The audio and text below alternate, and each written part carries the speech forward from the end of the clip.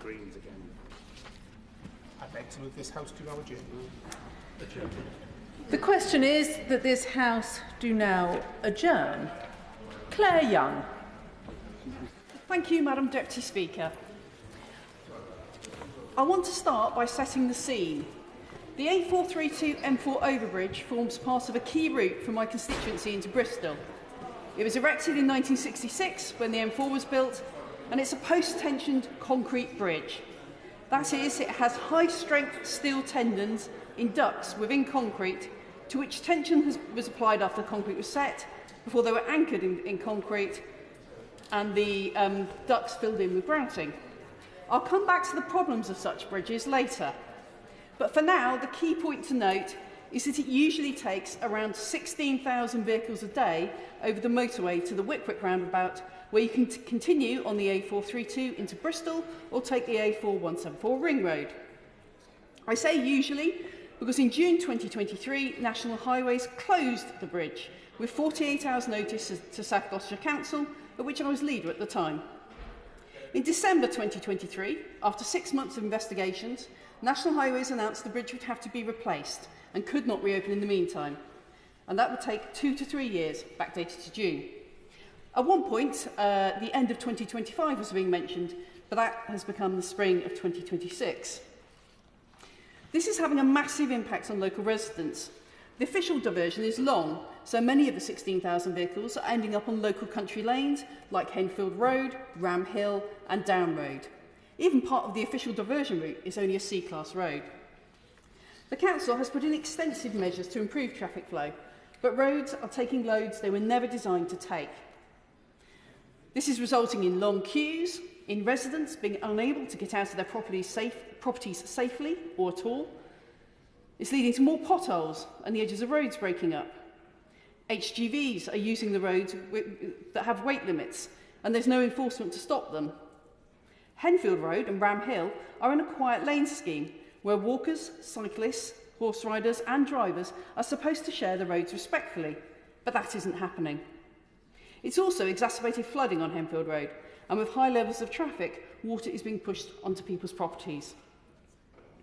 And it's left villagers feeling cut off, especially when flooding takes other routes out of action. When the bridge is demolished, which is, we're told, due to happen in March, pedestrians and cyclists will also be forced to divert. Above all, people are questioning the length of time it is taking to replace the bridge. One wrote, "For the past 16 months, we have had just one route to exit Yate to reach the city centre, which has been plagued by continuous temporary traffic lights, often 2 sets on Bristol Road. Why is it taking so long?" Another said, "When the bridge is eventually replaced, it's likely to be the best part of 3 years to fix the issue. This is an utter embarrassment and, quite frankly, an absolute disgrace. The inconvenience this is causing to businesses, commuters and homeowners, to name but a few, is immeasurable. Those responsible for this debacle should hang their heads in shame." The closure has left the usually busy stretch of Badminton Road between Coalpit Heath and the bridge practically deserted, which has had a huge impact on local businesses. Kevin at the Biggerita Burger Van has been trading in that lay-by for 30 years. He's provided a great service to local people during the pandemic, but this could be the final straw because of the loss of passing trade. There's also a kebab van in the lay-by in the evenings. Viaduct Cafe has lost 60% of their turnover since the bridge closed, resulting in losing half of their staff. The premises where they are located have lost 2 business tenants. PM Autos, who service cars and have an agreement to take vehicles for their MOT to a garage in Down End, the other side of the closure, now have to take a roundabout route that adds significantly to the time and cuts into their takings. And the Golden Heart pub has lost the passing trade that came when people decided to stop off for a meal on their way home from work.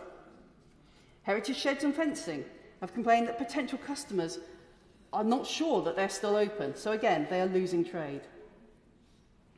The impact on the local economy does not seem to be fully recognised. This isn't something businesses could reasonably insure against, yet when I wrote to the Minister, I was told simply that there is no right to passing trade. In the same way that viable businesses needed help to see them through COVID, these businesses need support to ensure they survive this closure. While the bridge is the responsibility of National Highways, it has fallen to South Gloucestershire Council to deal with the impacts that I've described on the local road network. I would like to put on record my thanks to the many officers involved for their efforts in responding to such an unexpected event. After initial monitoring, they put in place temporary measures, including traffic lights, road closures and temporary signage. And when it was confirmed the road would remain closed for 2 to 3 years, they reviewed the existing measures and implemented more. Although some were funded by National Highways, others were deemed to be an existing problem, overlooking the fact that the closure was exacerbating those existing problems, or to be too far away to be related to the bridge, despite the fact that closing such a major route has ripple effects across the local road network. Unfortunately, the measures the Council put in place are not enough to, for example, stop the HGVs using unsuitable roads, because any physical measures that stop lorries also stop buses. And the police don't have the resources to enforce. When there is a long-term issue like this, it's vital that the police also have the resource to manage it.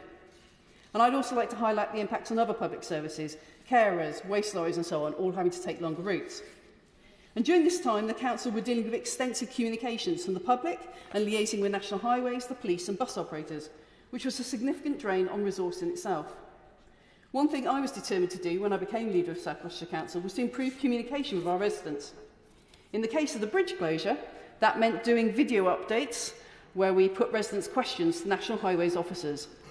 At the beginning, it felt that getting information out of National Highways to share with the public would be a challenge, but I'm pleased to say that they got on board with the updates, so much so that I understand they were considering rolling them out elsewhere in the country. Not only have the video updates continued with my successor, but National Highways also attended public engagement sessions alongside councillors and council officers. And I think in communication, it can't remove all the frustration and disruption, but it is vital that people know what is going on and can get answers to their questions. So why am I bringing what could appear to be a hyper-local issue to the House? Well, I believe there's a significant wider risk. National Highways manage 169 post-tension concrete bridges on the strategic road network in the southwest alone, 1,195 nationwide. In addition, there are also an estimated 675 that are the responsibility of 105 local highway authorities. And of those 675, research by the ROC Foundation in 2021 reported that a whopping 293 required intrusive inspections that could cost £100,000.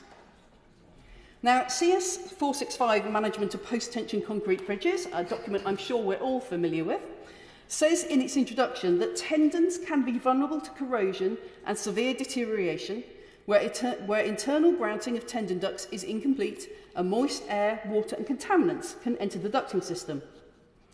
It goes on to say that construction practices and a lack of maintenance are the key factors affecting deterioration.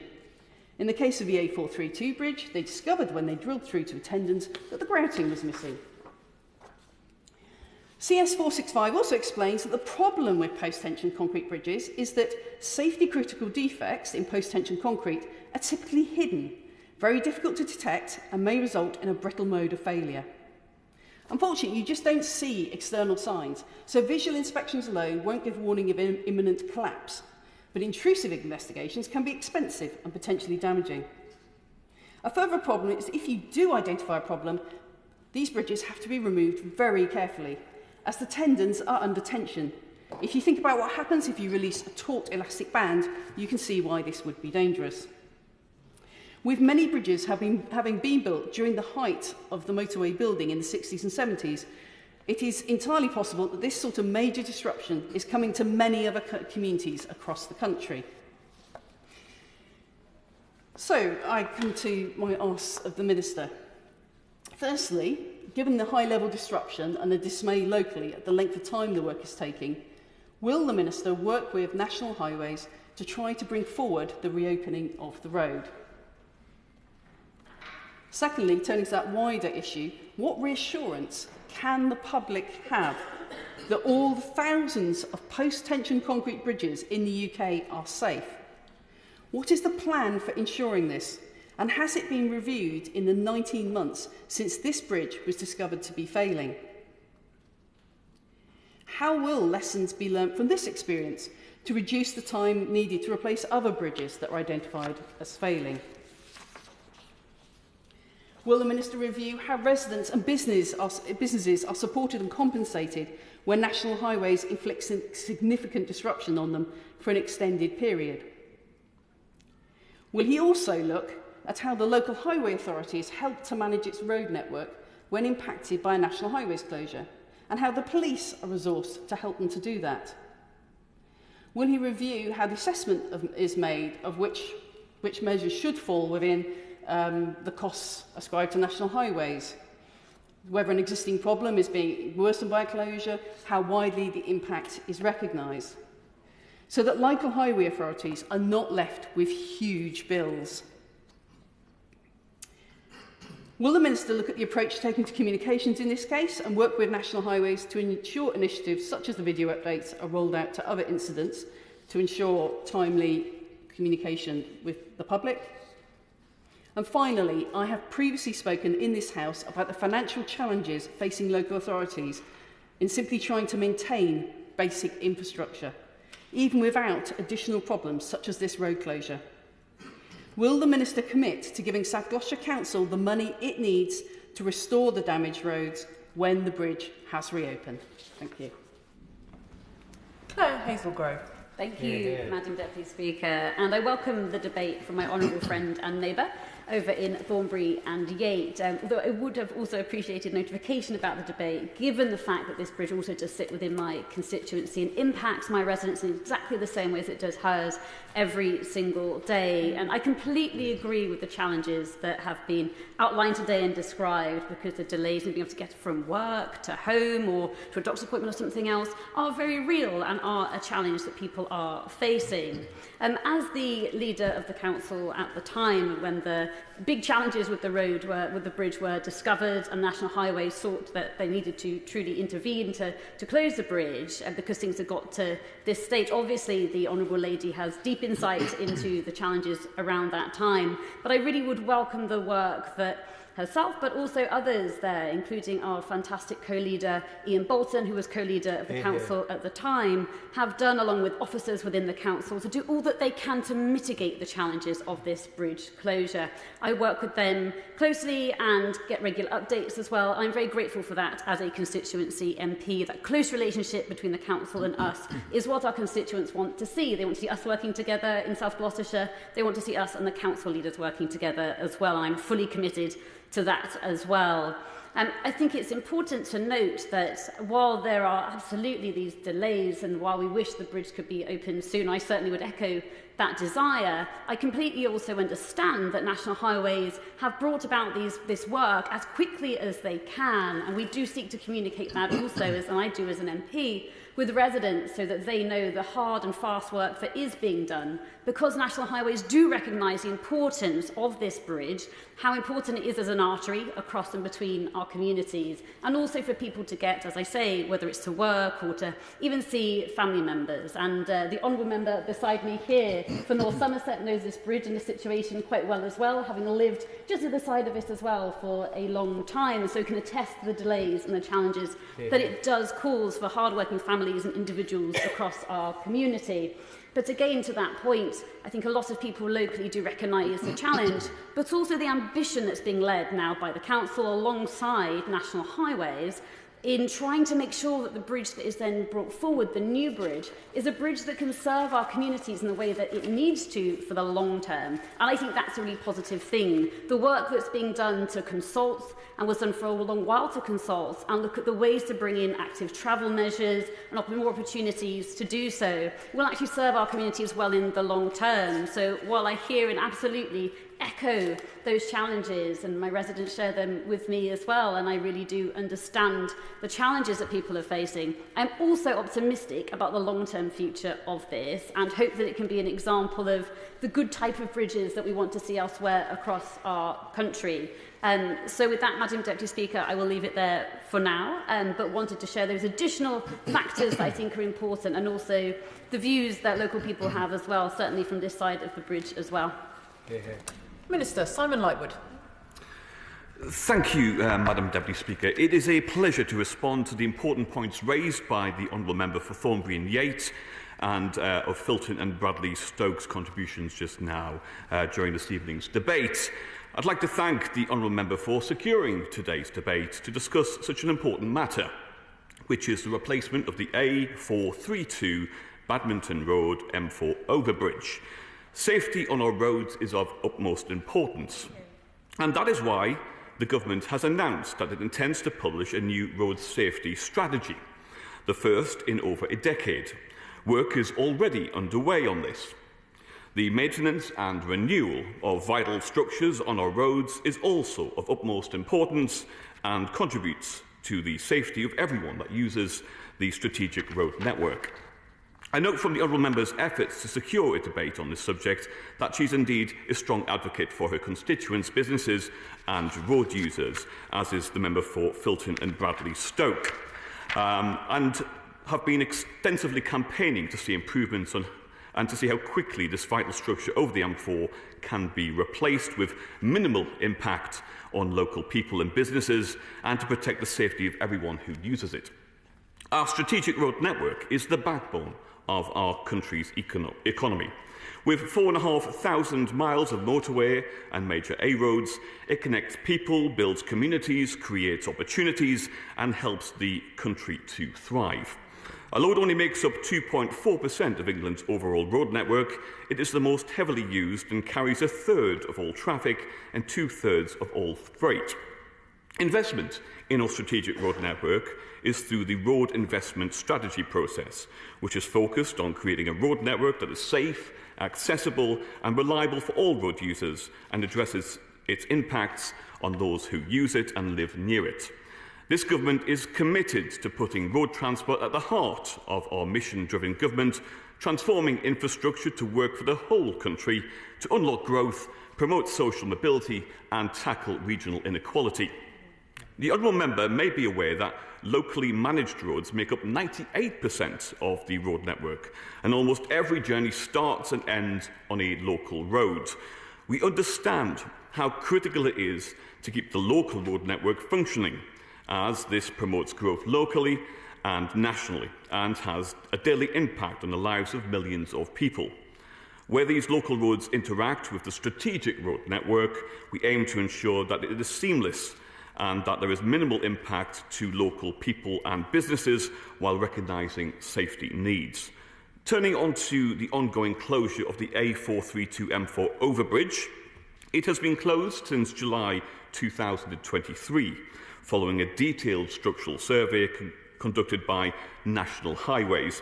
Now, the survey identified accelerated deteriorations and cracking on the underside of the bridge, and as the Honourable Member will understand, safety of all road users is paramount, and a decision was made to close the bridge to traffic while maintaining access for cyclists and pedestrians.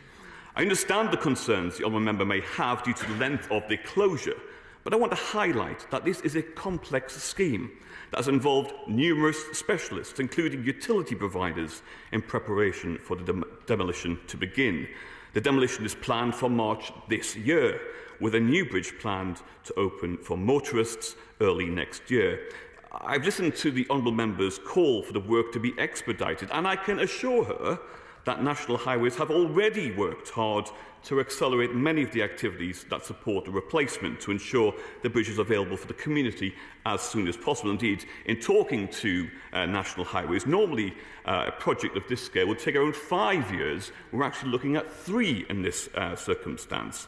My department will continue to regularly engage with National Highways as the project progresses.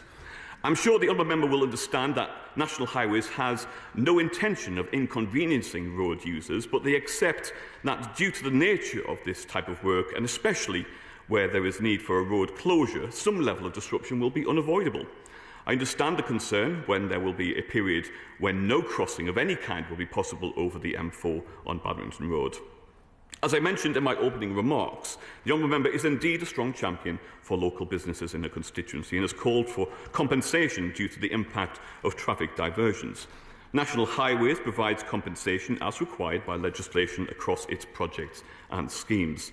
These compensation arrangements generally cover permanent adverse impacts, but it is a generally held principle that the public purse does not compensate businesses for loss of earnings due to temporary road works.